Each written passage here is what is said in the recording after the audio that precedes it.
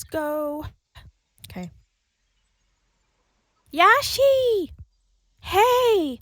Stop floating around with that ball! Calm down so we can introduce the episode already! Just so you know, this is the only way to become a pro bowlinger. A what? That's not a thing? Yashi! Come back here! No way. I never tell a lie. A pro bowlinger is a specialist. Their specialty is to knock down things by surprise. My brethren Zoe taught me all about it. If you say so. Zoe? Who's that? He's always a grumpy elder who knows the space secrets of how to get food at any time, sleep anywhere, and to knock down things, or even off of places that are at will. Very wise. Huh. Zoe sounds just like a... Are you sure Zoe isn't just a cat you met somewhere? If she's really your brethren, where is she? And why aren't you with her?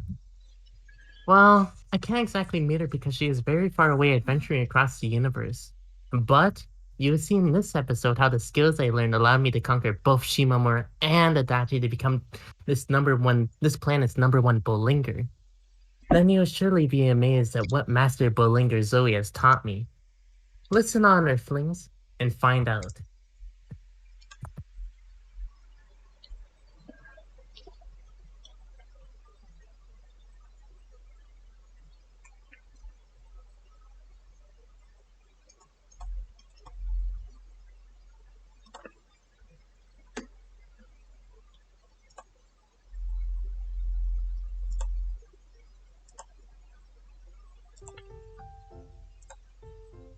Never before had anyone run away from me in such a showy fashion. Even now that Adachi had left, the TV remained on. With me still facing it, there was a slight depression in the futon between my legs where she had sat. Thinking back to Adachi's face, rather than a goldfish and slightly blue by the end, I couldn't help but wonder what had been going on with her. It felt like she had she had wanted to say something, but the words had gone stuck in her throat. What was something she had to say that had that much trouble saying? What would be hard for Adachi to say? Well, for example... No, there's no way that was it, right? Shabataba! My little sister entered the room. She was in 4th grade of elementary school, yet I was still lumped with her in the kids' room. I had an inkling that us being sisters is what made our parents think that this was fine. Had I been a boy, we probably would have gotten our own rooms a long time ago. Armed with a portable heater and an electric fan, I occasionally took refuge in the storage room next door for late night studies, though it did come with the cost of having to breathe in a lot of dust. She's not here? Nope. Having taken a look around the room to check whether or not Adachi was still there, presumably, my sister stood in front of the TV. I watched as she picked up from the floor the controller she dropped. Still connected to the console? Was she planning to resume playing the game from earlier? Just as I thought that, she turned my way. Let's play, sis. Huh? She always wanted to play with me despite the fact that she sucked. To make matters worse, she got grumpy whenever she lost and stopped speaking to me, meaning I had to go easy on her and occasionally let her win. It was kind of tedious, honestly, especially right now. Well, good luck. Not waiting for my reply, she turned the TV on, changed it to the right channel, and pushed the controller's power button. Eager, were we now? Well, I guess I have to. I mumble as I grab the controller. As I did, she instantly hopped between my legs and leaned against me. I normally wouldn't have thought anything about this, but right now, it caused my heart to groan. The reason was simple. It reminded me of what had happened with Adachi moments earlier. This wasn't a weird thing to do, was it? Adachi's strange behavior had planted a seed of suspicion in me. That person left pretty quick, huh? She sure did. I answered absent-mindedly, my chin resting on her head. Now that I thought about it, she really hadn't stayed for all that long. Kinda made me wonder why she had even bothered to come here in the first place. Did you have a falling out with her? I'm really not sure myself. The game my sister had chosen for us was a competitive puzzle one. Colorful orbs fell from the top of the screen one after another. When you connected 4 orbs of the same color, they disappeared, and the plan of the game was to pile them up in a way they disappeared in a chain. Just dropping them down randomly, you could sometimes get a 2 or 3 chain to happen on its own. That's what I was doing, and from the looks of it, my sister was as well. Should I have played something like this with Adachi? Kinda late to be thinking about it now, I suppose. My life was filled with moments of regret just like this one. Yet, I was utterly incapable of utilizing my experiences in any sort of meaningful way. Even if I found myself in a situation like the one I'd been in previously, I likely wouldn't recognize that in time. I was conscious of my lack of interest in most things. At some level, I never played games by myself, neither did I read books, nor go to see movies. I barely went shopping either. In those moments, rare times that I did, it was mostly just to buy clothes whenever the season changed. Adachi once asked me how I spent my days off, but honestly, I hadn't really known how to answer her. A lot of the time I just sat there.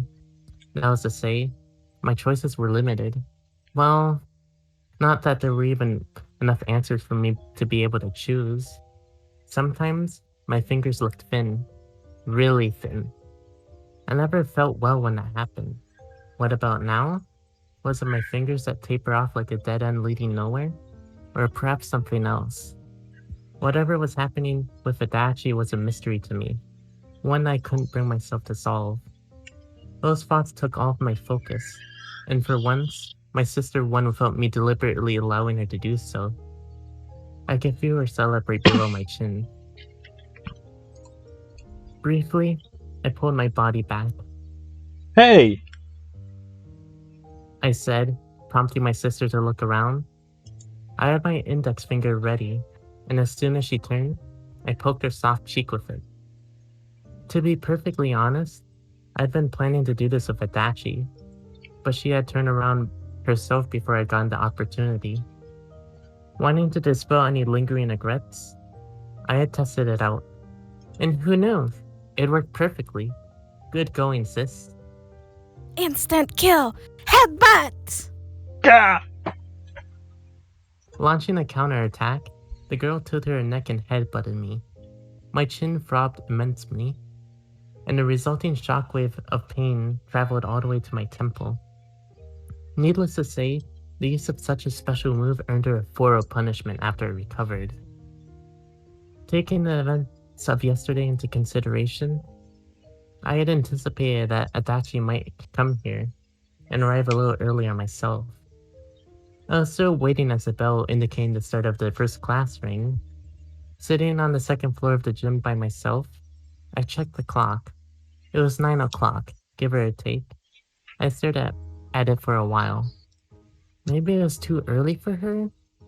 That was the conclusion I came to, and I sat back down. It wasn't like she had promised to come or anything, yet for some reason, it felt like she had. Why? Gripping my toes and pulling them together, I pondered this while rolling back and forth like a Daruma doll. As I did that, it began feeling like this was a natural flow of things, her not coming. She really was blowing us out of proportion. What had even happened? Nothing.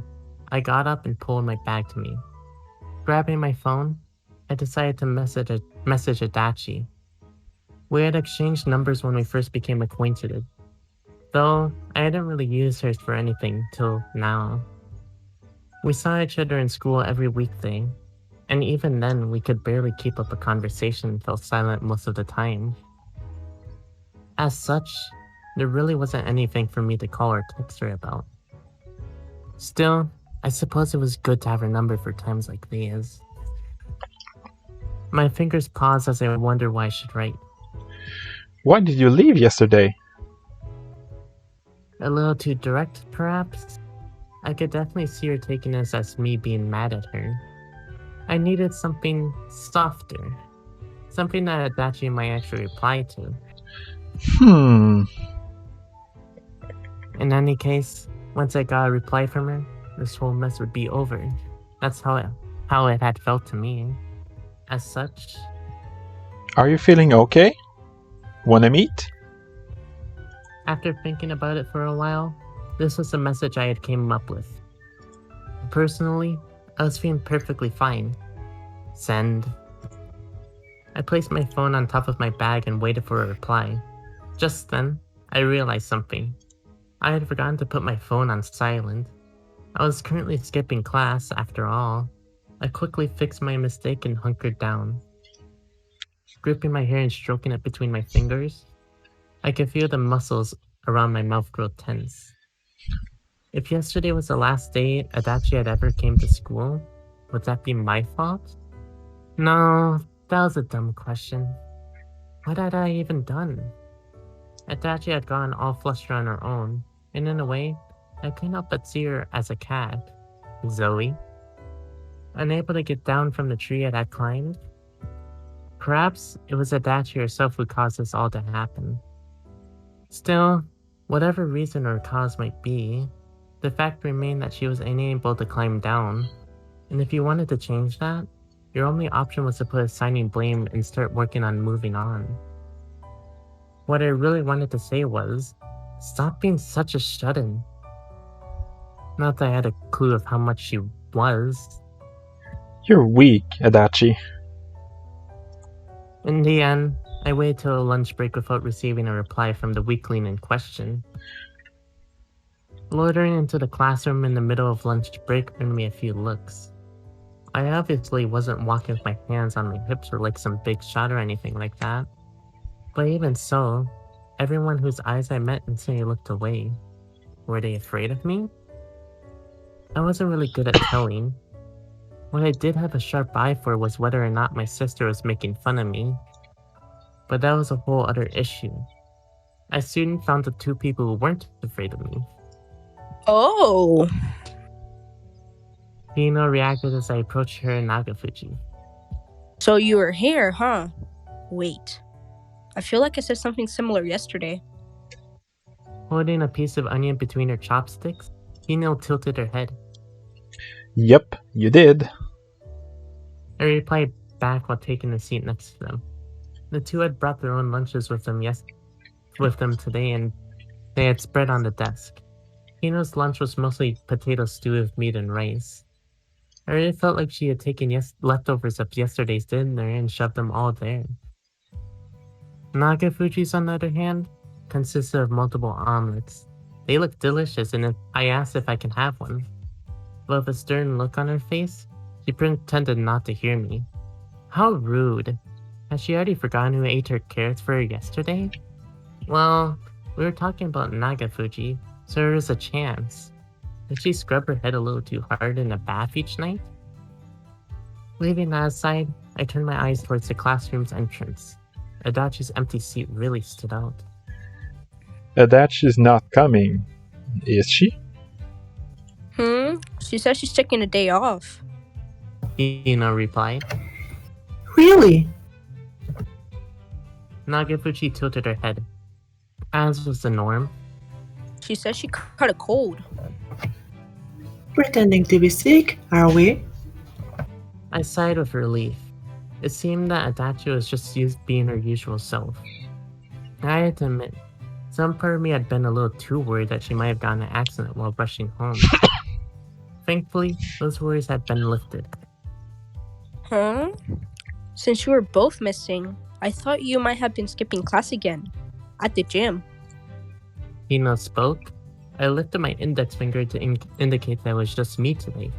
Hey, it's not like we're always together or anything. Really? I think you mostly stick together, too. Nagafuji objected. in a manner that invited misunderstanding. No, not really. I denied, all the while feeling a little flustered. Did it really look like that from the outside? Holding hands, sitting side by side? Maybe we did stick together. Well, those were all the things Adachi had wanted to do. At the same time, I'd been the one to accept them. So would be a little odd to say that I was against it somehow. Did you eat anything, Shima? Stop it with the nickname already. And actually, no, I don't think I have.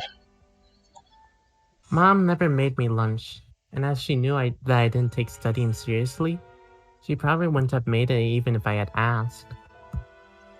It was ultimately my fault, so I rarely even spoke about it.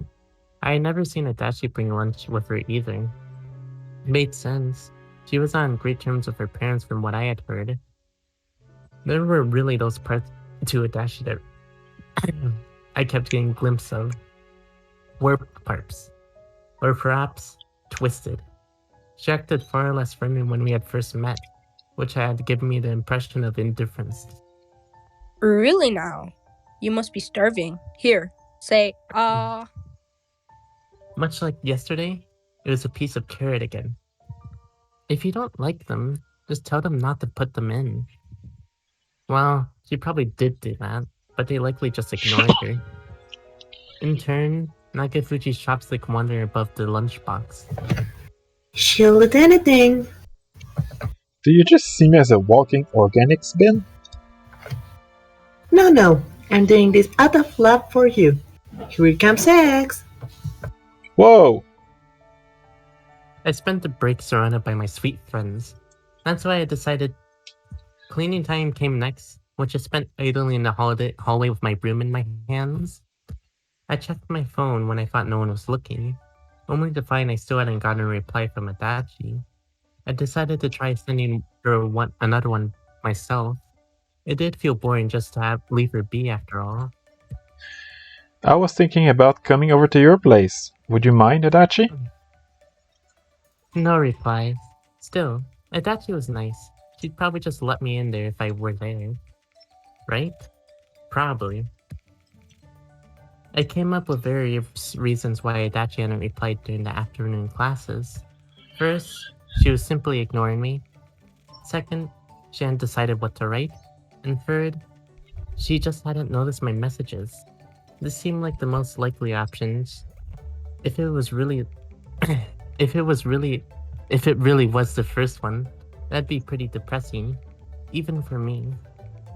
Although, realistically, it'd only take us around 3 days for me to accept it and move on. At the same time, I knew well how saying something like that made me look, which is why I had no plans of telling anyone. The map Adachi had drawn for me when I went to visit her house that day was still in my bag. I quickly found it, folded it in half. It was a pretty long walk there, but if I could contact her through the phone, my only option was to meet her in person. I was sure that once we met and talked for a bit, we could settle this issue. Human relationships were always born naturally. By themselves, in a way, I could not but feel like there was something wrong about spending effort on them. Though I was reluctant to do so, once school ended, I set out in the opposite direction of where I usually went. For a while, I'd just be walking, with nothing to do. You'd think this would be right up my alley, thinking about myself in an outside perspective. I stared up at the cloudy sky. I couldn't see any blue today, just gray. Temperature-wise, it was also a bit colder than yesterday, which, combined with it being late October, could indicate that autumn was finally about to kick in. Summer lingered pretty late this year. It was still warm at the second floor of the gym. Once it eventually did get cold, Adachi and I would likely forget about that place, like baby birds leaping behind their original nest. I passed a group of elementary school students at the road through the residential area. They spoke in loud, high-pitched voices, completely oblivious to their surroundings. Some of the kids were also playing the recorder while walking. Perhaps preparing for an upcoming test? What freedom? I wasn't jealous, just a little intrigued. I'd been a good girl, you see. Hello. I suddenly heard someone greet me. Huh? I quickly turned to the direction of the voice. I then took a step back. Next to me stood a petite little girl. Pretty weird? What's weird? You ask? Her hair. That's what. Her hair was blue. I stood there frozen, completely taken aback. Blue. And this wasn't an optical illusion or a trick of light or anything like that. No, that would have been a different color. Her hair danced in the wind despite it not even being all that windy. And I could almost see some sort of particles flowing from it. That was the kind of person who had greeted me. Who was she? I had no idea. I'm sorry, but who are you? Oh? You don't recognize me. The girl tilted her head before running off somewhere. She disappeared behind the corner of a distant house, and after a few moments, returned with a helmet on her head. Its visor reflected with light, and I couldn't see through. And yet, it was just the clue I needed to recognize her. Though she wasn't wearing the spacesuit, this person was undoubtedly Yashiro. So, this is what was inside the suit, huh?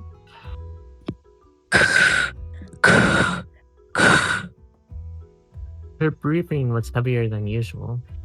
Running with that thing on her head seemed to have exhausted her. This being perhaps too much for even Yashiro herself, she removed the helmet, causing her blue hair to once again become visible. Though it was my second time seeing it, the sight still managed to overwhelm me. Her hair was like a rift to an alternative dimension.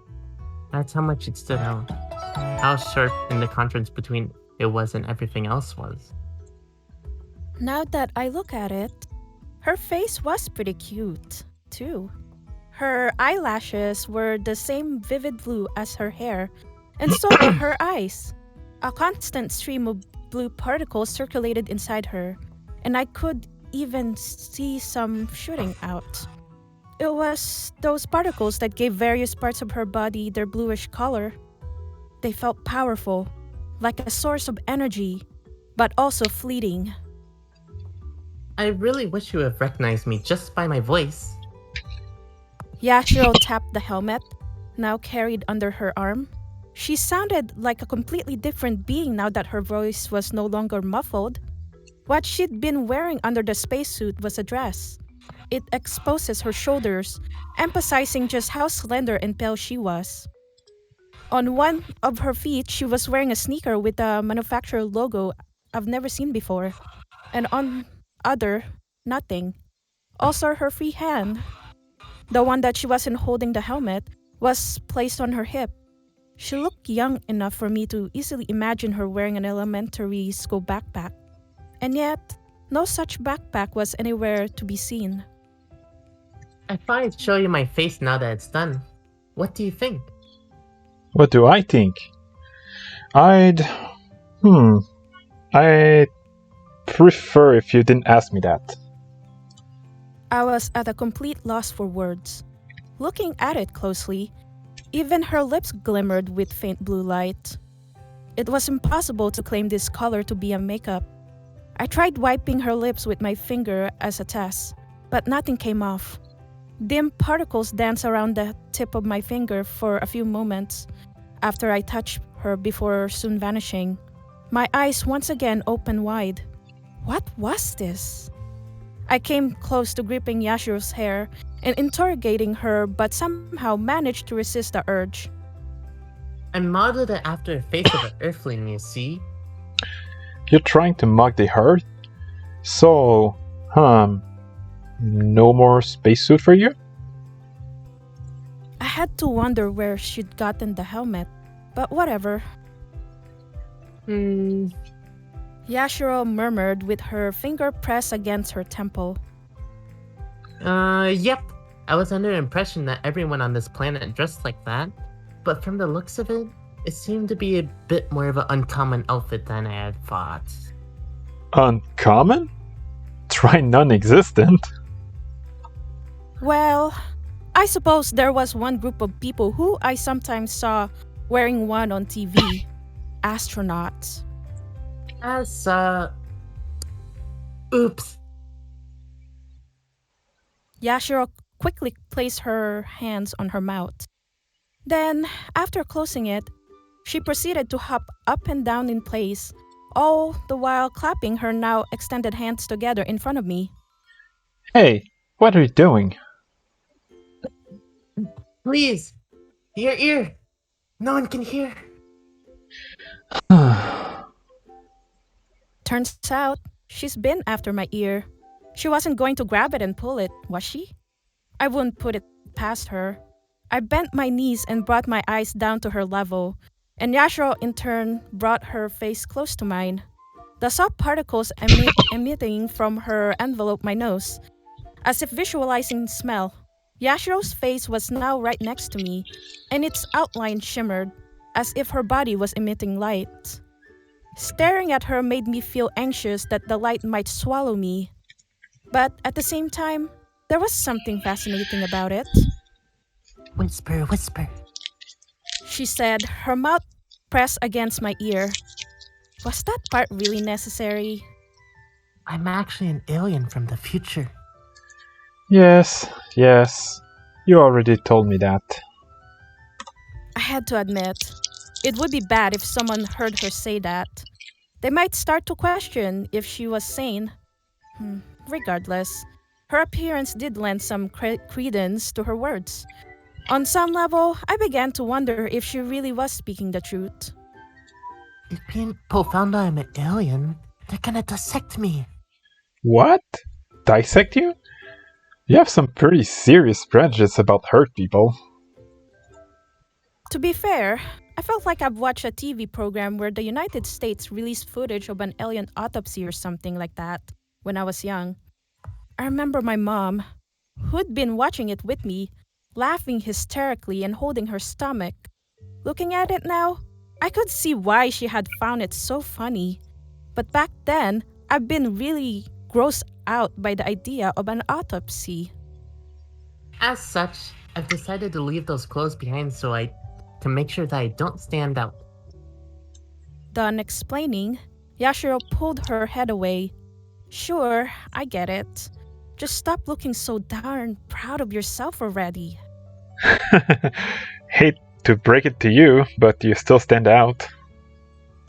A significant portion of the elementary school students passing us by had their eyes on Yashiro. Made sense. She stood out like a sore thumb compared to the rest of the townscape, as if someone had taken two photos and combined them badly. Her hairstyle was pretty weird too. Now that I look at it, it was tied into a bow behind. And I don't mean decorative bow or anything like that. No, it was a bow made of her hair. She was beautiful enough to bring to mind the blue butterflies of faraway lands.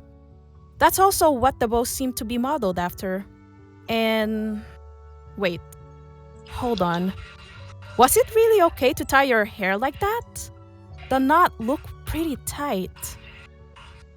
Wait, doesn't that hurt? I tied it too tight, and now I can't undo it. I yanked the knot, and she let out a sharp scream. Despite her miraculous appearance, she didn't differ from my little sister once you got past that. Around the same height, too. They'll probably make a good friends if they meet. On second thought, no. That probably won't work. She'd likely shrivel and run away once she saw the color of her hair. You're on your way home from school, correct? You don't smell nearly as sweet today. Pulling the sleeve of my uniform, Yashiro sniffed my fingers. She probably meant the smell of donuts. Huh? Hey, hands off me. I shouted as I shook her off, with a tone of voice like something straight from a period drama. She had been pulling pretty hard, and my blazer had come close to falling off my shoulder. Leela. Was the sound Yashiro made as she spun off. She was surprisingly carefree. Or rather, no matter how you look at it, she clearly wasn't an alien. Still, ho ho ho. Having returned, Yashiro was now jumping around me, staring at me intensely. She stood on tiptoes, rotated behind me. The passing school children still had their eyes on her, as well as on me. One way or the other, she really did stand out. With every hop she took, blue particles scattered in the air, drawing a river of stars. After a while, Yashiro stopped in front of me. She then gave me an innocent grin, one that exposed her teeth. I can feel that we're bound by destiny.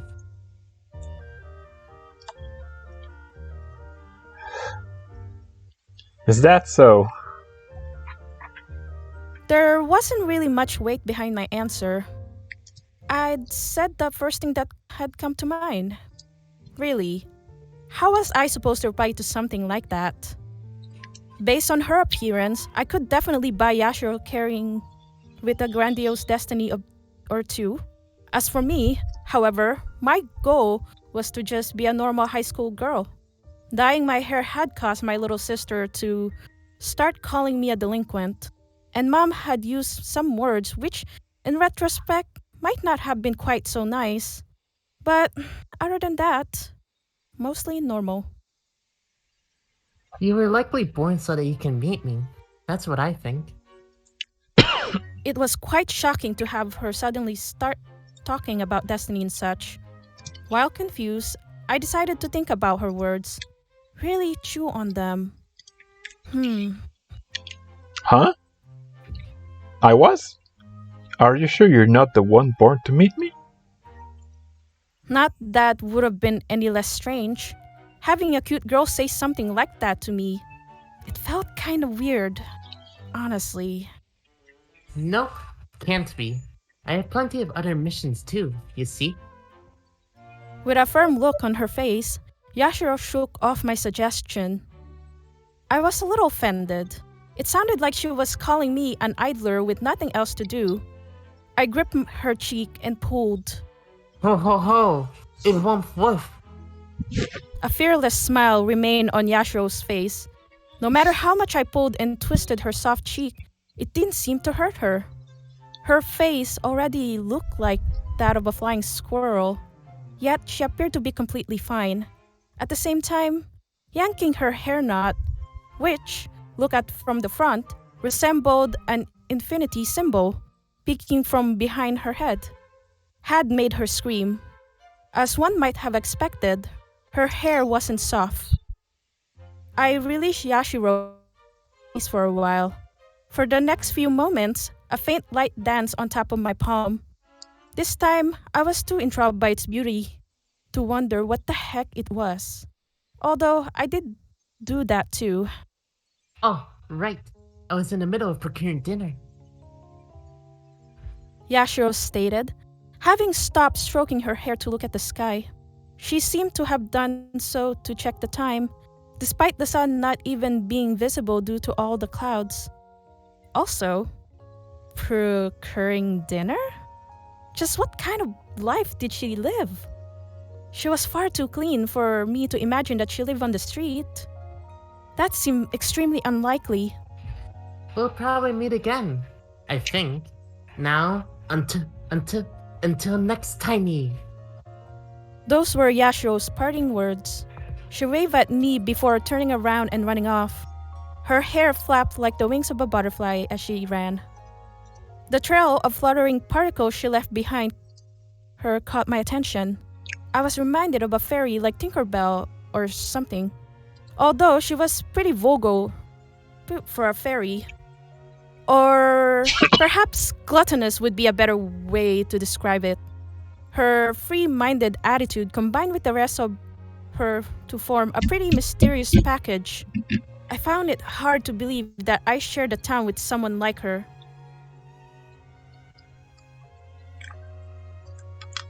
Now then. Should I go over to Adachi's place? Though my meeting with Yashiro didn't make it feel like I've finished something. The truth was, I hadn't even started yet. I reached Adachi's house without too much trouble. For one last time, I checked my phone. All right. No reply. Ding dong. I did think about whether or not I should state my name into the intercom. But before I could come to a conclusion, I heard the sound of the door opening. Yes?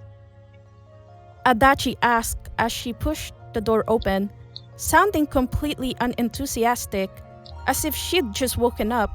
Pretty careless of her to not check who was on the other side of it first. Yo! I greeted her shortly, slightly lifting my hand. Adachi, who had been rubbing her eyes, instantly froze. I couldn't help but laugh at her appearance. She was wearing a worn-out t-shirt with a picture of a trunkless elephant on it, and her bed hair was horribly messy. It was clear that she'd been sleeping the whole day, and in a way, I felt jealous of her. Little by little, Adachi's eyes grew larger and larger. She then slammed the door on me without a word. Her movements were the exact reverse of her previous ones, as if someone had pushed the rewind button. Hey, wait! Give me 15 minutes. Huh? That's so long! I could hear her footsteps along the hallway as she sprinted back inside. Looked like I really was going to wait. I quickly surveyed the surroundings for any neighbors. Standing in front of someone's house for that long was bound to make me look suspicious. Help me! Open up! I yelled as a joke as I pounded the door. The lack of reply made it clear that she wasn't going to open, however, and so I slumped down against the door. Sitting there, I pulled out my phone and checked it, only to find out that it was already past 4 o'clock. Just as expected, walking here really had taken a while. In addition, I had also come across the weird shiny person. By this point, all those particles of light had vanished from my palm. Seeing that the mystery surrounding Yashiro wasn't of the contagious type, if I shone like that, I wouldn't need to wear makeup, I thought. Though whether or not I looked good on me was a whole other question. In the olden times, it'd been the pretty things that had shone, but nowadays you could find any piece of trash that did, and it didn't make them any more appealing. Wait. No, that came out wrong. I'm not saying that I'm trash. Anyway, back to reality. What was Adachi planning to do in those 15 minutes? Change her clothes? Fix her hair? Quite the overreaction, if you ask me. She was just talking to me, not to someone important. At the same time, I could understand her feelings. Why she disliked being in such an untidy state. There was a certain amount of discomfort associated with tearing down the mental image of yourself from school.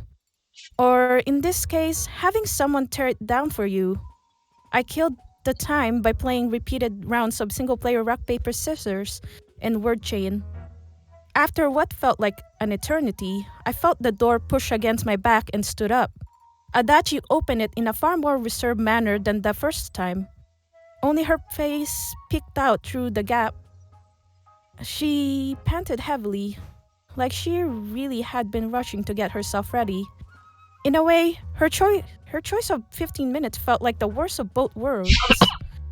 Making me wait either 0 or 30 minutes both seemed like they would have resulted in a far less shame for her. Though she had fixed her bed hair, it was still quite messy due to all running around she'd done. There was also another factor that completely baffled me. Wait, why did you put on your uniform? Well, I just grabbed something. She stated while combing her hair with her hand. Clearly embarrassed, her cheeks were bright red and reminded me of yesterday. You're going to school now? Stop that. At last, Adachi smiled a little. She then opened the door wide. I lowered my hand that's been resting against it. and took a good look at her. The expression of her face could be best described as a forced smile. So, I hope you never scare me again by showing up without a warning. What do you mean without a warning? I messaged you. Oh, really? Figures. You didn't read it, did you? Damn, Adachi. I poked her head jokingly. After looking around for a bit, she nodded. Well, yeah, I forgot my bag in your room, so... Oh, I see. In other words, Adachi's phone had been ringing in my room for no one to hear. I barely use my phone, so I figured leaving it there wouldn't be that bothersome. Her reactions thus far had been quite ingenious. However, her eyes suddenly shot wide open, as if she'd realized something. She took a step forward, almost like kicking the door flying with her knee.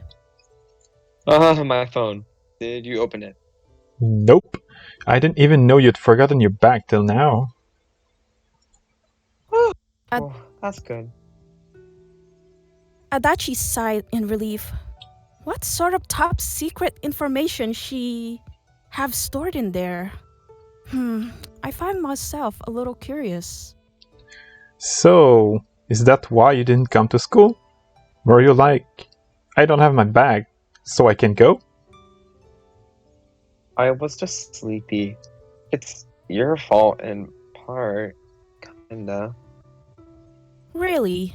Adachi dropped her gaze as if she had remembered something. Maybe it was just my imagination, but I could have sworn that her ears were slightly red. Darn. I wish I'd noticed your bag so I could have brought it to you.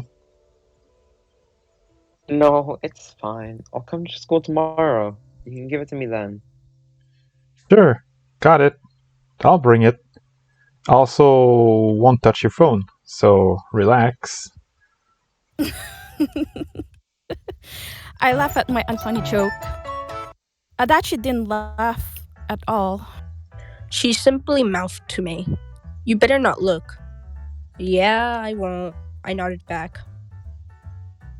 What kind of message did you send?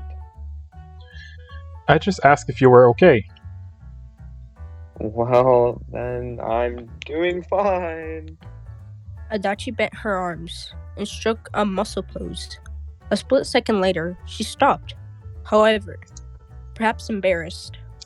One more time. Getting my phone's camera ready, I asked her to do it again, but she instantly declined. Too bad. Anyway, can I come in now? I don't like talking while standing. Well, I have work today. Adachi stated, like she was making an excuse. She might skip school, but she didn't skip work, huh? Well done. Maybe? I see. Okay. Bye then. I'd seen her face exchange a few words and solve the mystery of the messages. That was everything I'd come to do, right? No more business with her. Oh, you're going already? I'd already begun to turn around. As Adachi pulled me back, "Didn't you say you had work?" was the look I gave her. She hastily replied, There's still more time. We could talk for a bit longer. Do we even have anything to talk about though?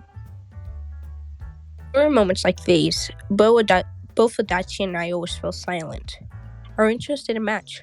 Or rather, I didn't have any interest to match with hers. Most people of our age could at least complain about school and classes. But as we barely put any effort into that, even that wasn't an option for us.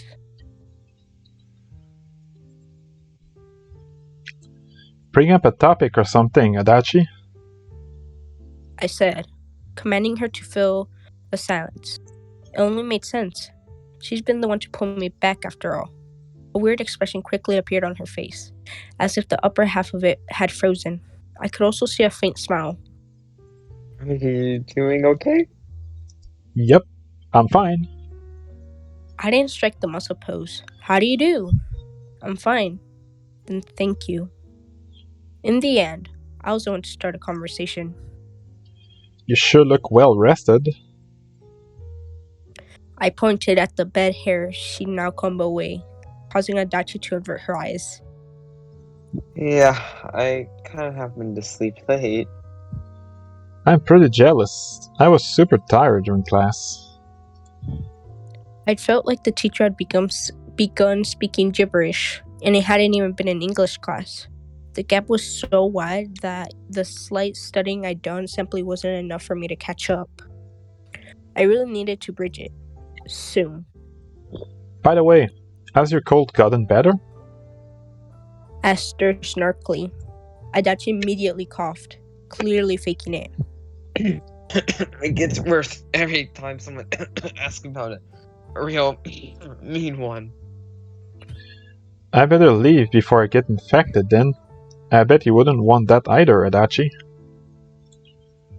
Oh, well, that was a lie. It's cured.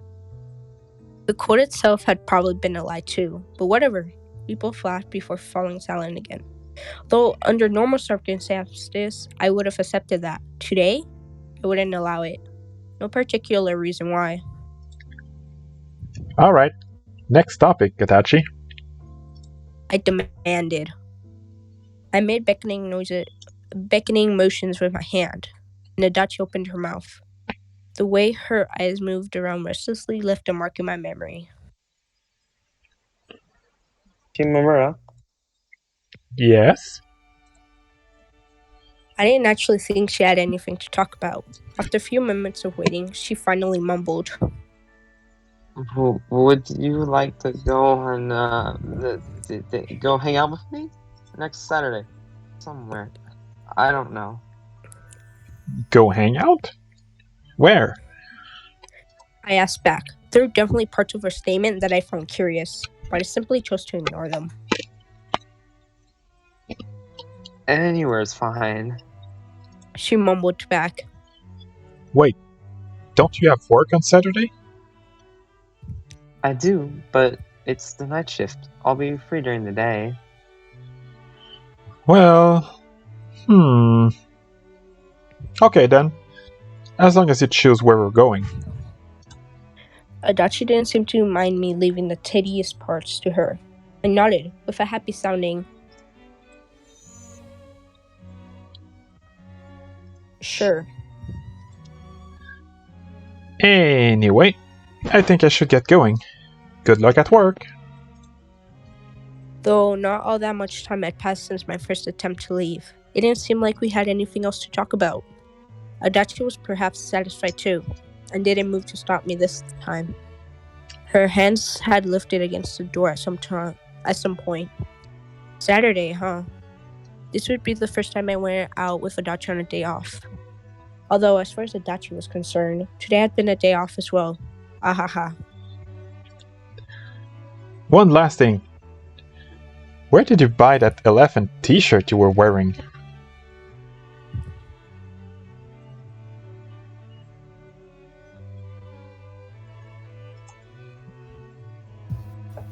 With those as my parting words, I left her house. I had been waiting for about 5 minutes as I asked myself the following. Just now. Hadn't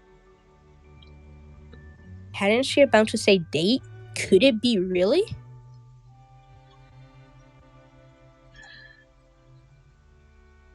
A giant mall served as their meeting place, a bench and a large tree. Those were what we'd agreed to use as landmarks.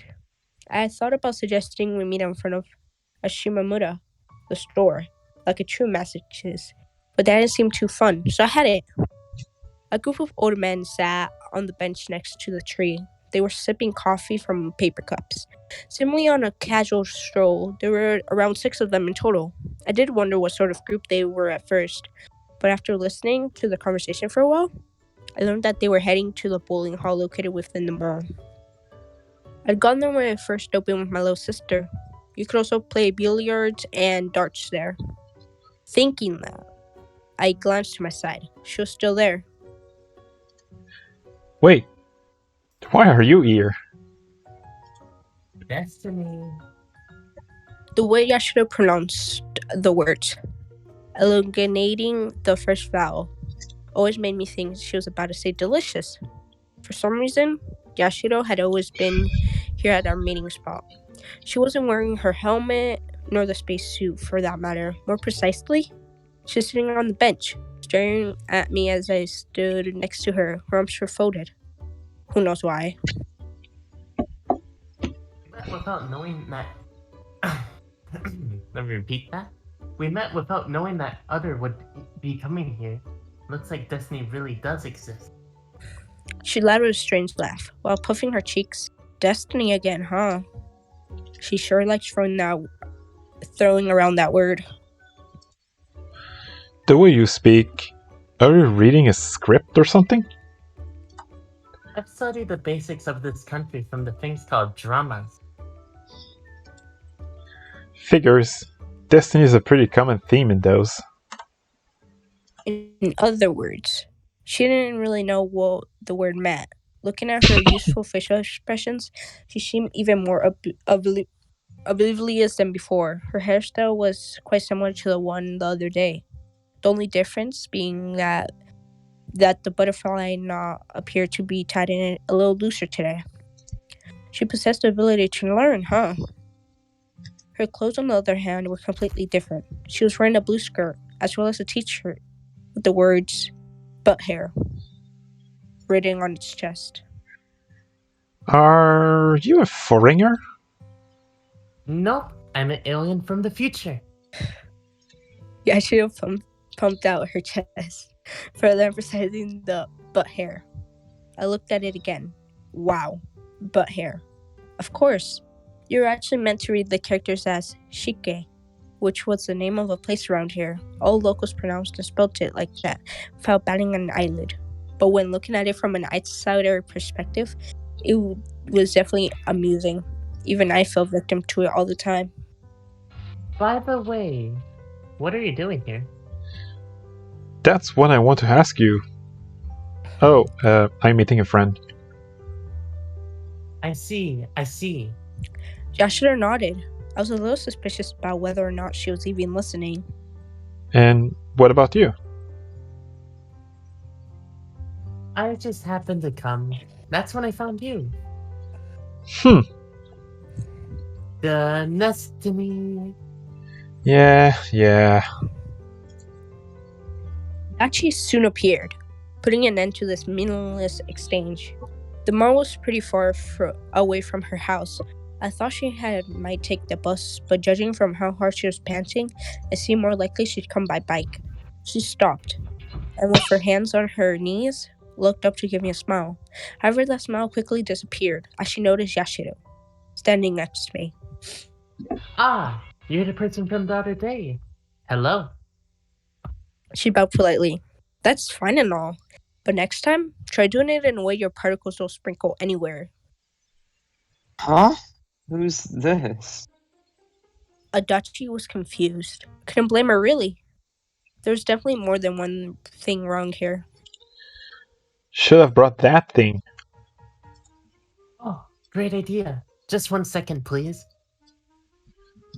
Surprisingly, Yashiro seemed to have understood where I meant and disappeared behind a nearby corner. She then returned wearing the helmet, just like last time. What sort of magic trick was that? Trying to figure out it made my head hurt, and so I didn't. Remember? It's the alien girl from before. Hello. The helmet still on her head. Yashiro waved both of her arms innocently. Something about it felt a little creepy, and so I removed it. It definitely had a feel to it and way. Contrary to what her pulling it from out of nowhere would suggest, this thing really wasn't an illusion.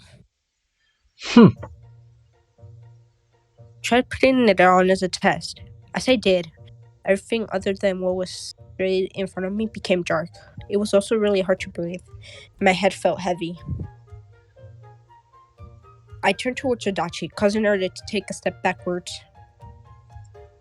How is it? Definitely doesn't bring out your best qualities. Adachi took the helmet off this time. It was now in her hands, though it didn't look like she was planning to put it on. She looked at me, distressed, as if asking, what am I supposed to do with this? Just give it to her, I said with my eyes as I pointed them towards Yashiro. With trembling hands, Adachi presented it to her. Yashiro grabbed it and placed it under her arm. What's your name? She asked Adachi. Still trembling, she mumbled back an answer. It's Adachi. What about you? She looked at me, and then at Yashiro. How are you two connected? Was what her eyes were asking. Acquaintances? Sure. Friends? Still, kinda iffy on that one. To simply put it, I'm an alien from the future. Shimamura, translate. Just think of her as a quirky kid from the neighborhood. Her true nature was beyond even my grasp. I wasn't quite naive enough to accept her words at face value, though at the same time, the blue particles made it impossible for me to simply close my eyes and deny them. They floated in the air, near her hair and eyes. Much like last time, I met her. There were two things I knew for sure about this fairy-like girl. One, she loved sweet things. And two, she'd taken an interest in me for some reason. Had I done something? Not as far as I remembered. We didn't even talk that much. Was it because I'd given her that donut? Probably. Unfortunately, I was never the one to randomly show up, like destiny had brought us together. The first time I'd seen her, she'd been wearing a spacesuit. Then she'd taken it off to reveal there to be some fairy inside. One shocked after another. How was I expected to pay attention to the details? Is this the friend you were waiting for? Yashiro asked, pointing at Adachi. Yep, that's her. I replied. As I did, Yashiro moved, prompting her to look around her shoulder.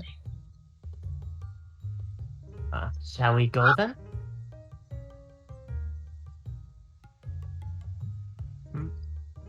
Oh, shoot. I'll treat you for lunch as a thanks for the donut you guys gave me the other day. Wait, you're coming with us? I asked Yashiro. The look in Adachi's eyes showed that she'd wanted to say something to that effect, so I thought I'd take the initiative. Oh, I can smell something sweet over there. She stated, completely ignoring my question. Her egotism reminded me of my little sister. Adachi knitted her eyebrows, clearly confused. It didn't seem like she was able to keep up with what was happening. Don't ask me. I didn't have a clue either. All I knew was that Adachi seemed less than satisfied. Stay close or you might get lost. Yashiro waved at us, having walked a bit ahead by herself. If anyone here gets lost, it'll be you. I wanted to say it, but whatever. I guess we'd have to follow her. Ah! It was there that I realized it. I grabbed Adachi's wrist, causing her to flinch, as if current of electricity had just run through her body. What? She asked, shocked by my abrupt grab. I thought you might run away. Uh-huh? Oh. She seemed to realize that I was referring to what had happened in front of the station. The pairing this time was quite similar to the one back then. Paying no attention to the awkward expression on Adachi's face, I laughed. We just got here. It wouldn't be fun at all if you left right away. How was I going to spend the rest of the day? Looking disheartedly, Adachi rubbed her cheeks with her fingers. It looked like they were itchy or something. I wasn't going to run away, though. But you do have a lot of questions, don't you? Well, not that I don't as well. Anyway, let's follow her for now. Pulling Adachi's hand, I walked briskly towards Yashiro. If she really was going to buy us lunch, I didn't have any special reason to refuse. Rather, I was more interested in her having money. Oh, also, good morning. I greeted Adachi while walking. She seemed completely lost, but after blinking twice, she replied to me with a good morning of her own. The expression on her face was pretty difficult to read, but I suppose you could call it a smile. After that, she too began walking. We followed Yashiro's tiny back, sparkling so intensely that we likely wouldn't lose sight of it no matter how many hundreds of meters long the distance between us grew. Kind of felt like we were chasing a fairy, hand in hand, and would soon find ourselves lost in the world of a fairy tale. Yashiro had led us to a restaurant located before the mall supermarket. According to the sign in front of it, they served not only pizza and pasta, but almost souffles as well. I was honestly relieved by her choice of establishment. If I told Yashiro that there was a donut store near the entrance, she probably had gone there. Good. As if drawn in by the smell, Yashiro entered the store. The waiter was momentarily taken aback by the pedestal fairy, but nevertheless welcomed us in with a smile. 3 people. Yashiro stated with 3 fingers lifted. Why hadn't she waited for the waiter to ask? Who knows? The restaurant was quite popular with old ladies, it seemed. Judging by how many of them were eating here, we were guided to a table right in front of them. Yashiro was the first to slide in onto the seat. I began to sit on the opposite of her, but just then, Hey, come here. Sit next to me. she said, beckoning me over to her. Huh? Sure. I sat down next to her. The innocent smile on her face reminded me of my little sister, and before I knew it, I found myself patting her head, lightly. As I did, an endless number of particles spilled out from between her hair and my hand. Sitting down had made the angle between me and Adachi grow larger, causing my palm to rub against her wrist. It was there that I remembered that I'd been gripping her hand this whole time. She wouldn't be able to sit down before I let go. Oh, sorry. I released her wrist. She probably wasn't going to run away, right? She said she wouldn't, at least. Adachi didn't move right away, however. She stared at Yashiro, looking kind of pissed off. With that look on her face, the expression of a pouting child, she stood there next to me. Then, she pushed my shoulder slightly. Slide in a bit further, Shimamura. Huh? Sure. I read exactly as I'd done with Yashiro. Once she was done jamming me deeper in, Adachi sat down next to me. Wait. Something was wrong here. Why were we all sitting on the same side of the table? It wasn't like someone was going to come later on and fill the opposite side. Simply put, this was something many considered to be unnatural. The waiter bringing us water was definitely weirded out too, I bet. With someone sitting both on my left and my right, trying to change sides seemed like a huge pain to say the least. Furthermore, I didn't get the feeling that Adachi was going to move anywhere. She stared at us too, awkwardly. If anyone here was feeling awkward, it was me. Yashiro simply gulped down the water. So, call me when you're ready to order. Having given us the menus, the waiter left in a hurry.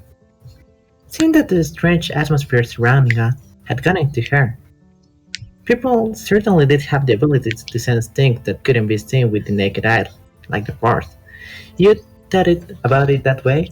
Will it be that much of a leap to say that ghosts might exist? If so, who are you gonna call? I found my mind drifting to thoughts like those, completely unfitting to the occasion. I've chosen. I'll take this fluffy souffle omelet. Having finished drinking water, Yashiro pointed at a picture on the first page of the menu. It was a brown, fluffy omelette on a tiny plate, and looked delicious. I considered ordering that myself as well, but looking at the fancy pizzas the people sitting at the table next to us were eating, that didn't look bad either. Pasta sounded good too. In short, you like everything, one might say, and well, you'd be right. What are you gonna take, Adachi? Take what you like. Yashiro stayed, looking extremely proud of herself. Adachi gave us a glance and then extended her hand. I can't see the menu. Give it to me for a sec. Oh, sorry. I handed the menu to Adachi. She spread it open in front of her, making it impossible for me, not to mention Yashiro, to read it. Not that Yashiro had to, considering that she had already decided what to order. For now, she was solely focused on flapping her feet below the table, like a child who just couldn't calm down. What will you order, Shimamura?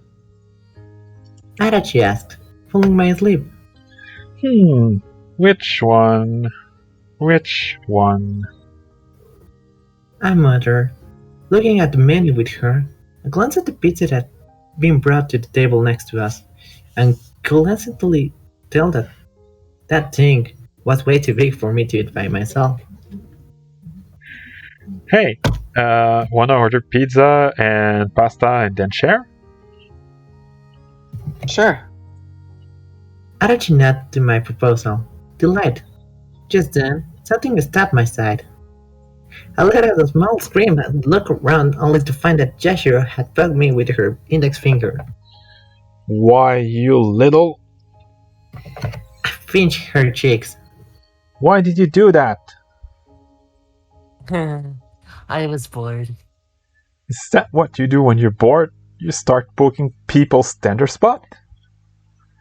She might have looked like a blockhead, but this girl was dangerous. I played with her cheeks for a while, until suddenly... Heek! This time, Adachi had to squeeze my side. Were my set really that attractive? That didn't make me happy in the slightest.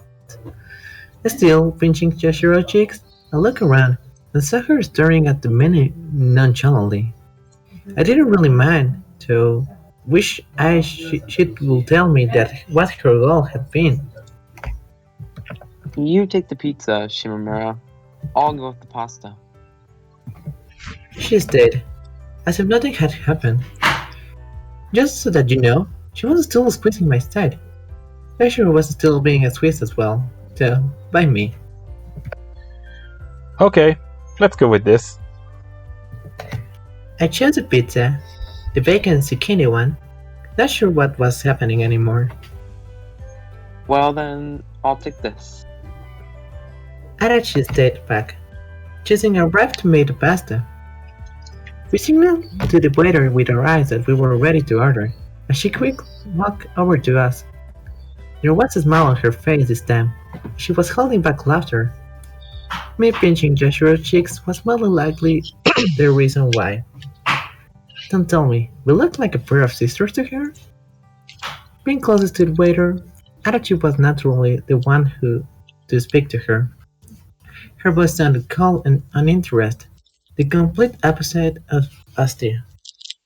Feeling the weight of the atmosphere, I released Yashiro's cheeks. You could have ordered more. She stayed proudly, after rubbing her sore cheeks for a moment. I replied with a forced smile. For a short while after ordering, silence fell upon us. Yashiro was playing quietly with her napkin, as if doing origami. Adachi and I were like we always were. That being said, I felt as if Adachi was in a slightly worse mood than usual. Did she perhaps not like Yashiro? If so, then what part of her? I glanced at the girl in question. Even when she was merely sitting, there was something extraordinary about her presence. She didn't match the wall behind her at all. The strange color of her hair, as well as her well-proportioned facial features, gave off the impression that she might hold the fate of the world in her hand, or perhaps possess the ability to operate a giant, mega-powerful robot. Well run. What do you think? It's a grasshopper.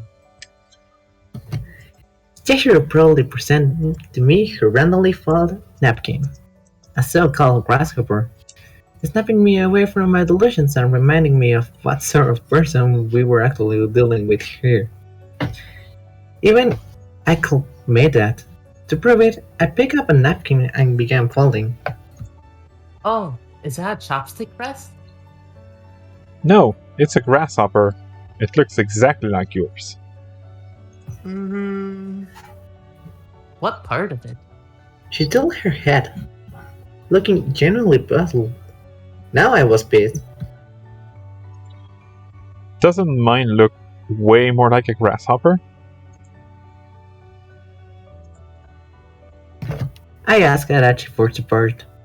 With her chin resting on her hand, she gave us a bored look. Neither of them does. She stayed coldly. Damn it! I see. Earthlings truly have no eyes for these things. Yashiro gripped. I decided to leave her alone for a moment. Adachi, I placed my hands on her shoulder, and just as she turned around, pinched her cheeks. It caught her by surprise, and it had been quite easy to get a grip on them. At first, Adachi stiffened up with no change to her expression, but soon her cheeks grew red as the blood was rushing into them. is something bothering you? I asked her, gripping her cheeks and forcing her to look me in the face. The aura of bad mood she'd given off till now was gone, and I could feel through my fingers that she was confused. I squeezed her cheeks, they were soft and so had her eyes.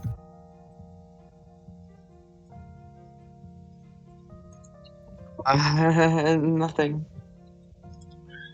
Well then, do that thing. Do it while you smile.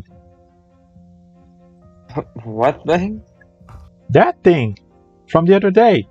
Say it! Are you okay? Saying that seemed to have brought our exchange from earlier back into Adachi's mind.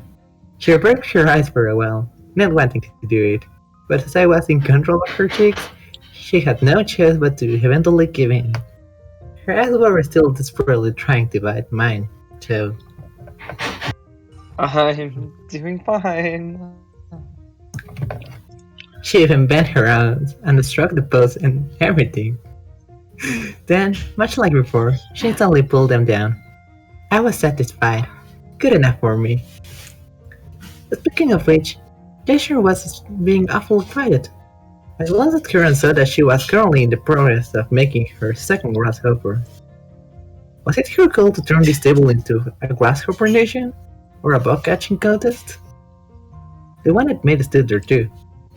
Well, whatever. Let her have fun. I did, and finally released Adachi's cheeks. She immediately placed her head in her hands, clearly embarrassed. There's no knowing what goes on inside the heart of another, why they are dissatisfied, what they desire. However, if we are going to meet, I'd like to have some fun.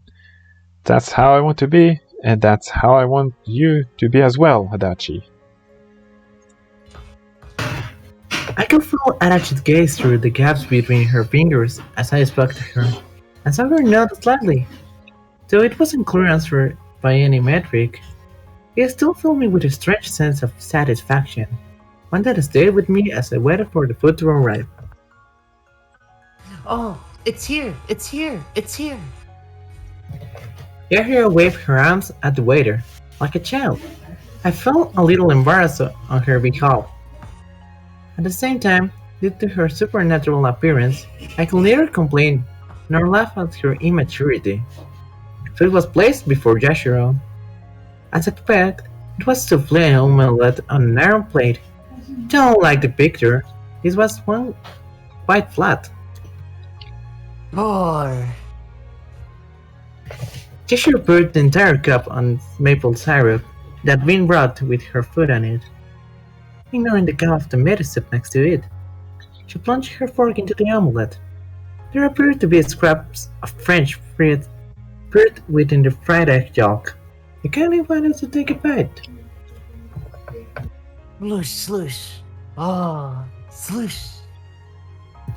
She kept repeating that as she cut the omelette with her fork. I guess it was fair. That was kinda the sound that Sarah was making. Before I knew it, I found myself being pulled in by the soup goodness. Yashiro opened her mouth wide before biting it. The look of happiness on her face, as well as the lively way she savored the taste, further built up my curiosity. I waited for her to drink, and then asked, Let me have a bite of that. Sure thing. Yashiro cut a piece of the omelette, just like she'd done earlier, before scooping it up with her fork. Here you go. Huh? Adachi reacted before I did. I turned around to look at her and saw that she was color flustered. What's wrong? You want to taste it too, Adachi? That's not the issue here. Her eyes jumped around, as if there was something that she wanted to say. One of the points they jumped was to the fork Yashiro was holding.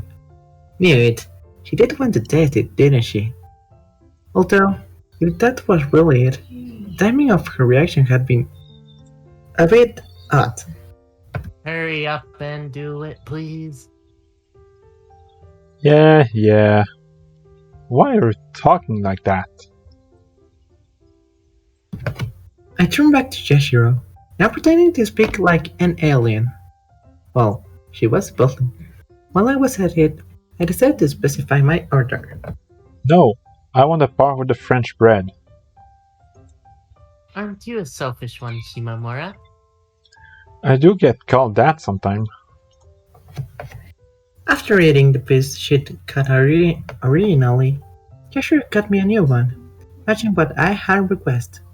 She presented it to me, and I ate it off her fork. I didn't have to push my teeth far for an overwhelming sweetness to fill my mouth, sipping all the way to my gums. There wasn't much flavor to it, though, just sweetness. To the point that I had a hard time telling whether it tastes great or horrible. Oh, damn, so sweet. I think you overdid it with the syrup. Oh, really? Yashiro seemed to have quite the sweet tooth, and judging by the look on her face, even this wasn't enough for her. I laughed at her a little, but just then I felt someone once again touch my side. More precisely, my shirt, along with my flesh, was being pulled. How rude! I wasn't even floppy there or anything. Ouch! Hey, Adachi, could you please not pinch me? Oh, sorry. I'll give you a bite too. Was there a half of a conversation I'd missed here? I turned around and saw that Adachi's pasta had arrived as well. What are you talking about? Wasn't half of it supposed to be mine anyway? Well, true. But I'll give you an extra bite. Adachi hurriedly wrapped the pasta around her fork and presented it to me. An extra bite, huh? Was she trying to fatten me up? To a little bored, I did understand this to be a favor, and so I ate it. Flavors of tomato and olive oil soon spread throughout my mouth. Yashiro had a sweet taste, and Adachi a firm and tomatoey one. For some reason, it kind of fit. As I munched the pasta, Adachi stared at Yashiro. Not sure why. The area around her mouth was covered in pieces of her omelette, and there wasn't really anything appealing about her. Yashiro, in turn, was completely focused on eating, and didn't even seem to notice that Adachi was looking at her. Adachi's eyes were filled with, well...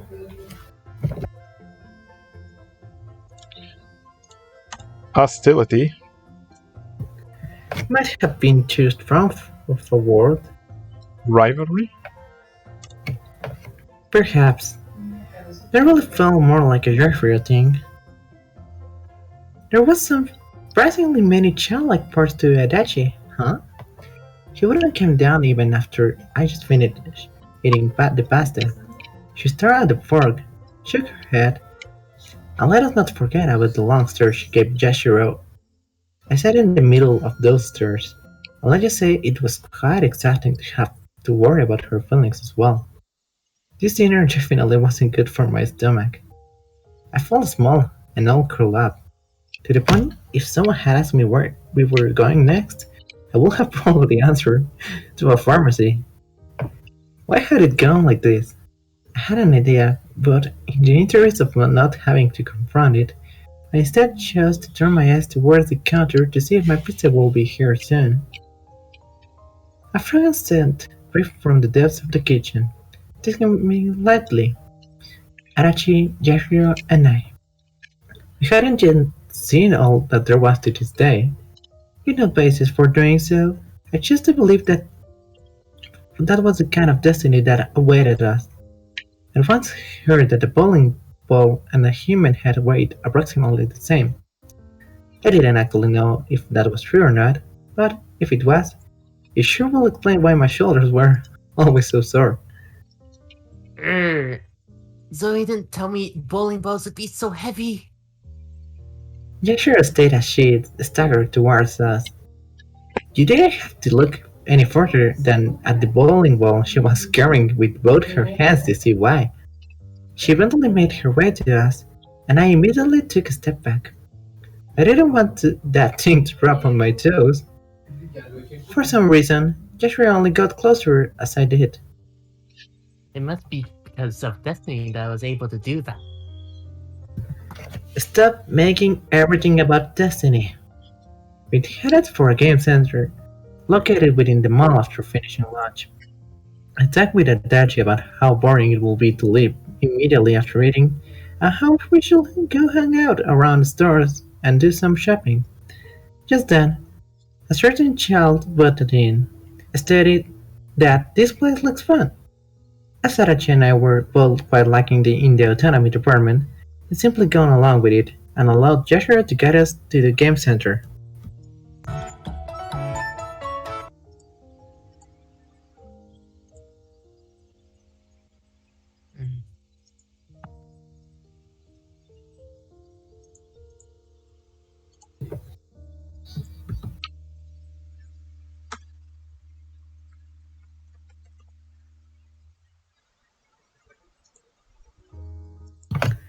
It was quite a large place, and bowling wasn't the only thing that you could do there. They also had a karaoke, billiards, darts, table tennis, and a bunch more stuff. Table tennis. Just almost like fate. I suggested that we play it, though because it wasn't really a game for 3 people, we ended up going bowling instead.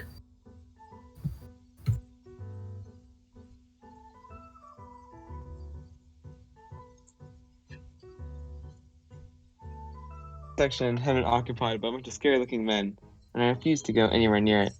As for billiards, Yashiro wasn't nearly tall enough for it, so that had been rejected as well. A process of elimination, I suppose you could have called our selection method.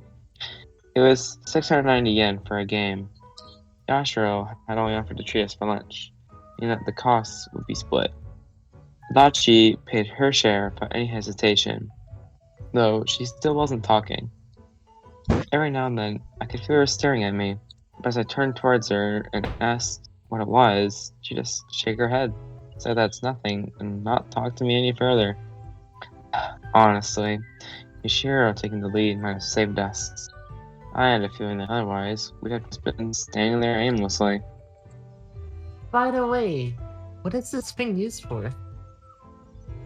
She asked me, holding a blue bowling ball in her hands. You were so eager to do bowling, and now you're telling me you don't even know what it is? Yep, and I still figured that it was fun. I'm pretty amazing, don't you think? No, I don't. Answered, before gripping her head and turning it. That's how you do it. You roll the ball and knock down the pins.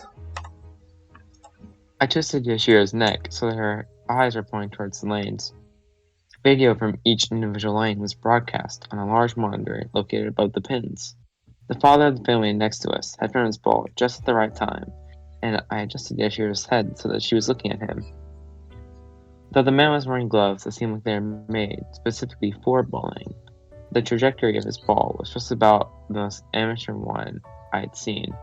That was to say, it curved straight towards the edges. Nevertheless, the bumpers meant for family use stopped the ball dropping into the gutter where it belonged, and instead bounced it back to the center of the lane where it knocked down the pins. In conclusion, it counted as a strike. Even if the sound of the pins being knocked down did leave something to be desired. The father cheered. That's pretty much it. Got it? Actually, I already knew.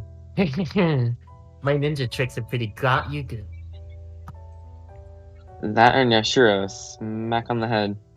A cloud of particles puffed in the air as I did that, pushing near me as if chasing my hand. I was pretty shocked to say the least, and almost fell on my butt. Looking at those particles move, it almost seemed like they had a mind of their own. Once again, I could feel just how different Yashiro was compared to us. Never mind the particles, I couldn't even get the girl herself off me. Even though she really had taken to me, she only talked to me, and didn't even attempt to make conversation with Adachi. Same went for her too, of course. I didn't get the feeling that Adachi was planning to get friendly with Yashiro anytime soon. Still, even if they weren't on the same wavelength, I wish they would at least acknowledge each other's existence or something, so that I didn't feel so trapped in the middle. There was something bothersome about being made to have two separate conversations at the same time. I didn't even like talking to people. I was horrible at chit-chat. My throat felt like it turned into a desert. Shimamura! Yashiro called to me, having observed the neighboring lane for a while. Can I go first? She was now holding the bowling ball above her head, or at least trying to. Was everything really okay with this girl? Huh. Sure. I don't mind. I just had a great idea. Yashiro stated proudly, her eyes shining. Convinced that it was probably something worthless, I moved up to Adachi next. She stared into the distance, out of it, as if thinking about something completely different. I sat next to her and decided to give her one more reminder to really drive the point home. Not in a mean way, of course, but with a smile. Don't run away now. I told you I'm not gonna. Her lower lip stuck out a little, like that of a pouting child. Even so, her expression soon grew slightly softer. You're pretty good with kids, huh, Shimamura? Yeah. My little sister is like that too. Restless. I guess I've gotten kinda used to it, having to deal with her all the time. What about me? Am I your little sister too? Sure. You can call me Big Sis if you want.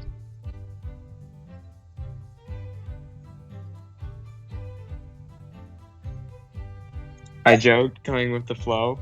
I expected Adachi to giggle, perhaps to reject the offer outright. Yet, she did neither. For a while, she simply sat there, silent, until finally... Big Sis? She actually called me it? What the heck was up with the obedient look on her face? And why had she paused for so long? Like she'd been embarrassed or something. What is it, little sis? Did my actual sister have a new challenger? I turned to face Adachi, and she instantly lifted her gaze. Shimamura, look! Adachi's expression changed in an instant as she pointed towards the lanes. What was it? I looked around and saw Yashiro running towards the pins with a bowling ball in her hands. A lot of other people were also staring at her, and I couldn't really blame them. It wasn't every day that you saw someone choosing to not roll the ball, instead run down the lane with it. Not only that, she'd taken off her shoes at some point as well, and was now barefoot. There's obviously no way that I could leave this little rascal be, and I immediately ran to stop her. Why did I have to take care of her? I muttered to myself as I grabbed her by the neck. She looked around her shoulder as if unable to understand why I had stopped her. What the heck are you doing? I demanded an explanation. From watching others do it, I can see that it's really difficult to hit the pins from far away. Huh? It'd be way easier if I could just hit them if I got closer, would it not? Yashiro stared up at me proudly, just singing praise for her incredible idea. I felt exhausted. Yeah, that's pretty smart. Right? However, this place is a bowling hall, so let's bowl, shall we? Build your own lane at your home, and you can play all the weird sports you want there. I dragged Yashiro away from the pins.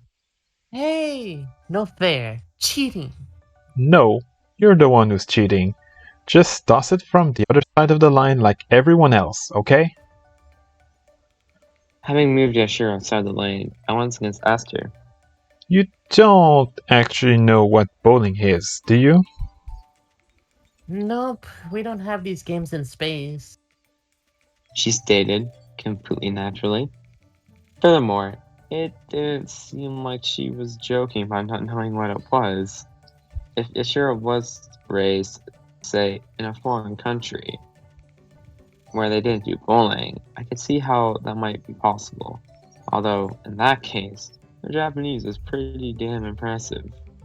It was this mismatch that made it so hard to judge whether or not she was speaking the truth.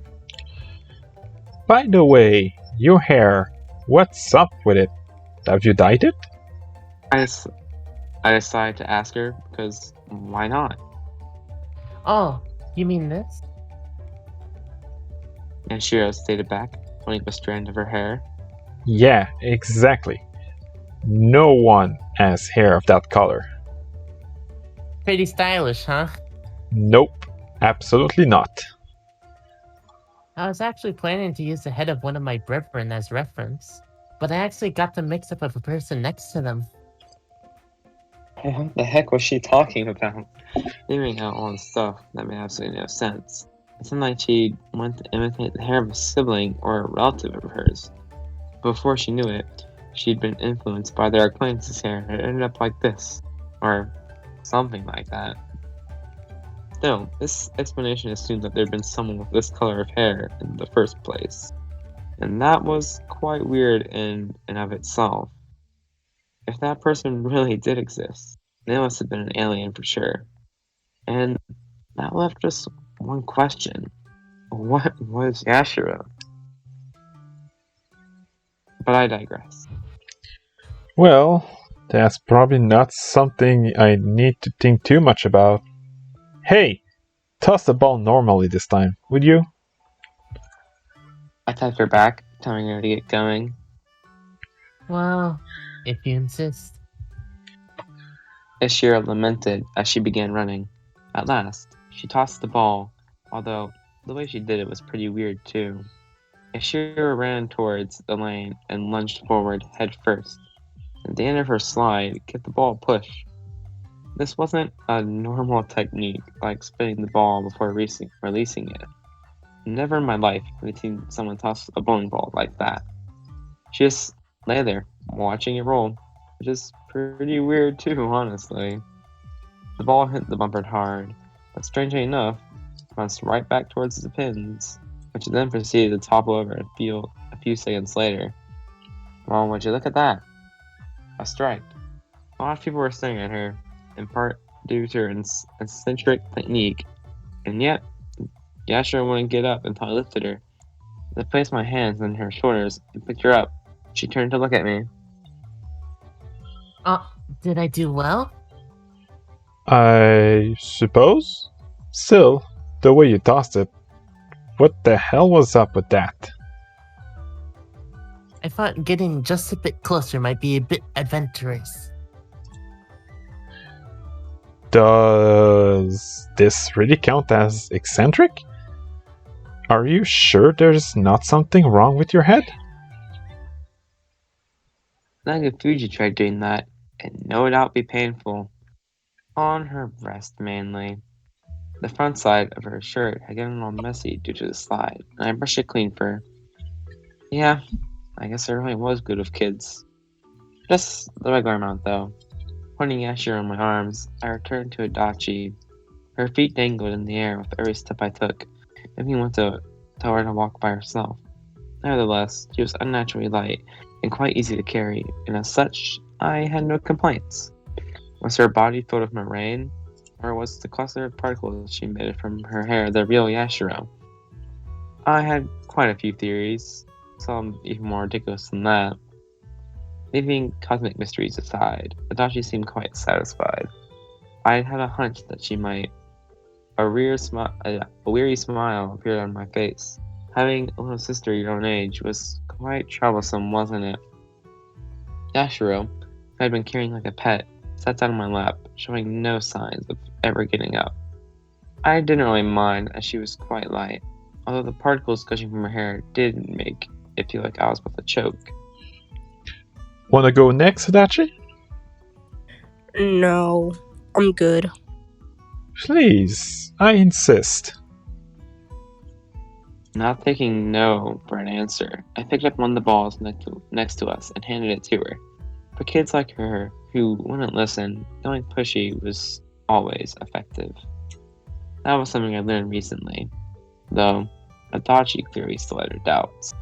She took the ball off my hands, her simmered attitude nowhere to be seen. Was this the kind of person she was? Easily pressured? Not that I was really much different. By the way, Shima, do you get anything good if you win this game? Yashiro asked, staring at the ball she tossed as it returned via the machine. The question came out completely calmly and didn't seem to have anything to do with the fact that she'd just gotten a strike. She stared at me with eyes of innocence, as if the concept of winning and losing didn't exist to her, making it quite difficult for me to come up with a proper answer. When you beat someone, doesn't make you go all, woohoo, I did it? But I love you, Shimamura. Beating you wouldn't be fun at all. I flinched. I love you? Now that was something I hadn't been expecting to hear. Incidentally, I heard something thud against the floor. For some reason, Adachi had dropped the bowling ball she'd been holding. The ball began running away from her, and she rushed after it. You know, kids, I wanted to say as I stared at her back.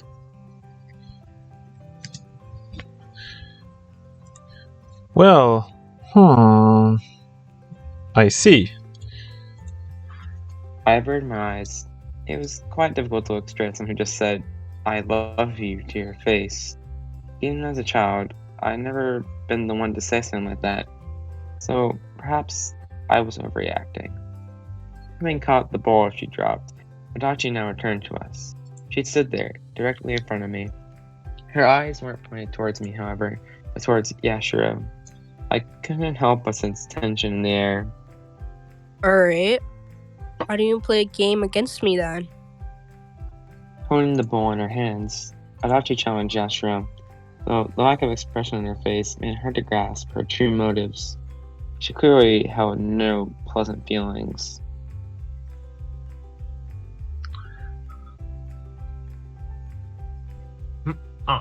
Oh, you think you could beat me?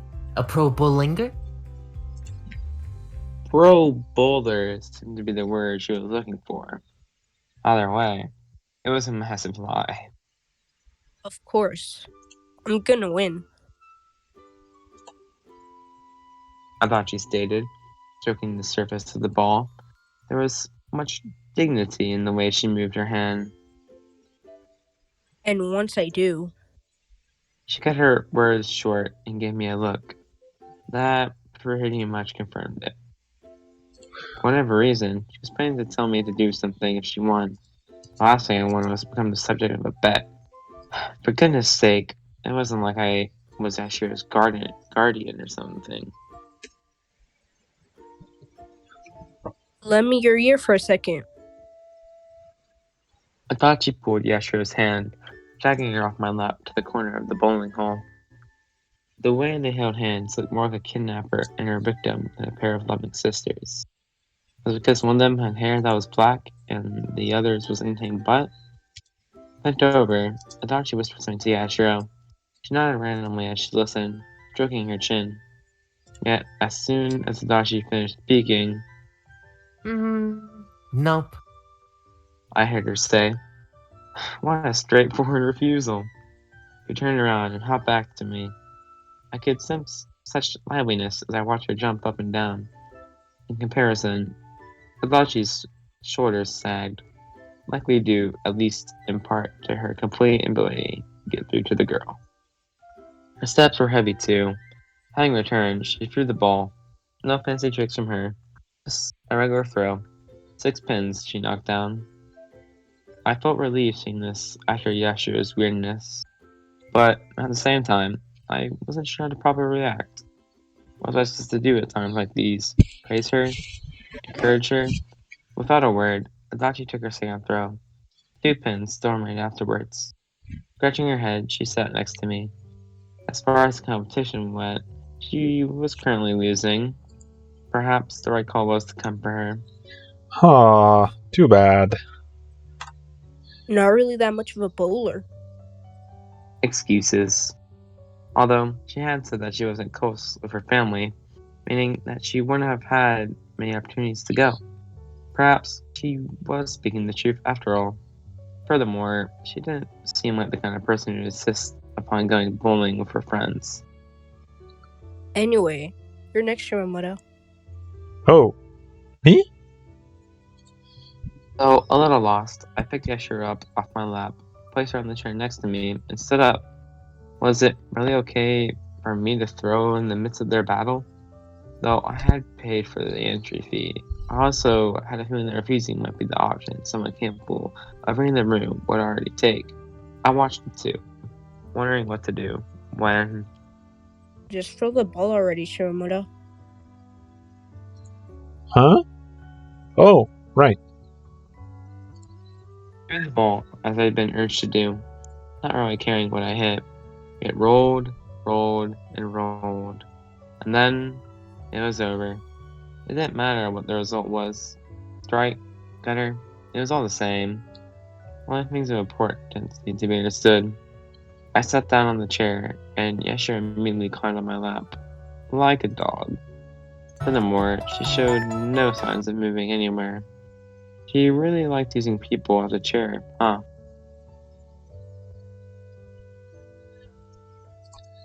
Hey, don't sit. It's your turn next. Oh, you're right.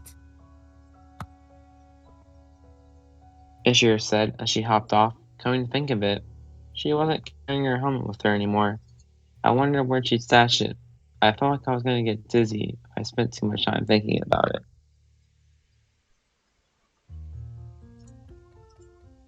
Well then, time for the pro bowlinger to go for round 2. Again, boulder, not bowling her. Yashiro trotted towards the lane.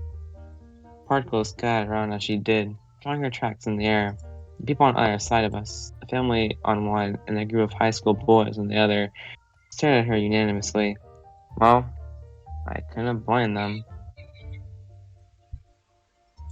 With all eyes on her, Yashiro threw the ball as she'd done before, even did the slide and all. The ball left her hands as she bent backwards, to the point that I became worried she might twist her neck. Nevertheless, as she didn't cross the line, her throw likely would have not counted as a foul. The ball swayed, curved, hit the bumpers, and yet, through some miracle, didn't miss its target. Incredible. Wow! Even with the bumpers, it was quite an achievement to get 2 strikes in a row with a throw like that. Wouldn't surprise at all, to be honest. Then again, if she did, she wouldn't have needed to throw the ball like that. But regardless, Well done again, huh? Yashiro returned to me, walking in a weird way with both her hands extended forward. Her knees had gotten awfully red, and though I hated to admit it, somewhere deep inside me, I did worry about her. Won't your knees get scratched? I touched them to check, but much to my surprise, it didn't. It seemed that her skin was still perfectly intact and without a scrape. Yashiro herself showed no signs of being in pain either. Still, touching her knees made me see just how tiny they really are. This small child had brought me lunch. I couldn't help but feel a little guilty. There was someone who didn't seem too pleased by the turn of events, however, and that someone was Adachi, her opponent. There was a deep frown on her face. Made sense, considering the atmosphere surrounding Yashiro. It was easy to imagine her scoring nothing but strikes till the end, and trying to beat that, well, it was impossible. Aren't you glad you didn't bet anything? It seemed like a good thing to say to smooth things over. Adachi grunted in response. Feel free to intimidate me if you wish. It was Yashiro who spoke this time. Her voice filled with pride as she advised Adachi, though it barely counted as advice. Adachi merely shifted her attention. I think you'd do just as well if you did it normally. At the same time, the results spoke for themselves, making it quite difficult to deny there being something to her technique. Furthermore, she hadn't stepped over the foul line, and so it was impossible for an amateur like me to tell whether or not a rule had been broken. Well, not that I could tell anything when Yashiro was around. What was one more mystery in the pile? Adachi picked up the ball. She must have had some serious guts to keep going. Just as I admire her in my heart. She walked in front of me, hiding her mouth behind the ball and her eyes looking elsewhere. She spoke. Which one are you cheering for, Shimamura? Huh? Did you really have to ask me something like that? Which one is it? Yashiro cheered from my lap. I really wish they hadn't asked me that. I want to pick neither. I wanted to say, I might have been good with people, but that was just a front. In my core, I found most things bothersome. Effort and experience alone weren't enough to overturn reality, and in that reality, being thought of as dearly, being relied on, being loved, those all came with negatives. I just wanted to hunch my back and crawl away. I bet everyone found me a curious thing, poking my back as I tried to run away, chasing me. That was fun to them. You run away, and someone chases after you. That was all there was to it, I thought. Even if I did become defiant and ask people around me, my face from when I was chased was gone. And as such, everyone simply ignored me. Like I didn't even existed. That's how I had felt. Whether or not it was merely an assumption didn't matter. Based on the way my mind worked, I knew well I was a person meant to live alone. And yet, here I am, Shimamura! said one, Shimamura! followed the other. Yes, yes. I quickly answered to both of them. It was like I'd become the main character of a romance manga. And let me tell you, it's. It was exhausting. I returned home after this day off, filled with ups and downs. Yet the clock had barely turned 3 in the afternoon. Our group had slowly begun breaking up following the bowling game, and after parting ways with Adachi, I'd gone straight home. I probably don't even have to say who won. Someone was left disappointed. Let's just leave it at that. That sure had ended sooner than I had expected, I thought. Though, as soon as I reached my room, my knees gave out. Phew, I'm done. No more thoughts left my mouth. I lay there, collapsed on the futon. I wanted to bury myself inside, fuse with the pillow, and sleep for at least 6 hours. Nevertheless, much to my surprise, I wasn't feeling sleepy in the slightest. I rolled around for 20 or so minutes, until finally getting bored of it and opening my eyes. As I did, there was a manga book in front of me. It was what my sister had been reading last night before going to bed. I picked up the book and flipped through the pages before landing on one where the main character said something that seemed like an excuse.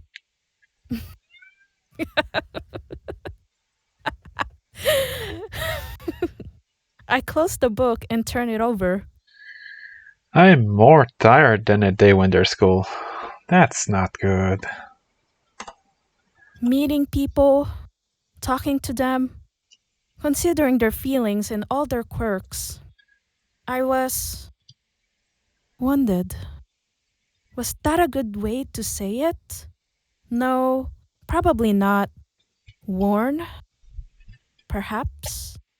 A part of me had been shaved off. Vanish. That seemed about right. Avoiding hurting each other. Sitting awkwardly in the wind to make sure that we don't touch. It was obviously going to be a tiring. I wanted to stop. To hide. Sometimes even run away. And yet, it was when I'd gone to hide that I had met her. Met Adachi. That was probably a good thing, that much I could acknowledge. Being alone was boring. It was far more worse than isolation, like a disease you couldn't endure. And the only medicine to cure this horrible disease, to change me, was something invisible born between people. For this reason, my days of wear would continue.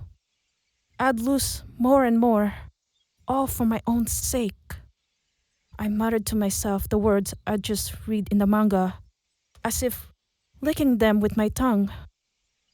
Even when things don't go well, even when it hurts all around, don't bear a grudge.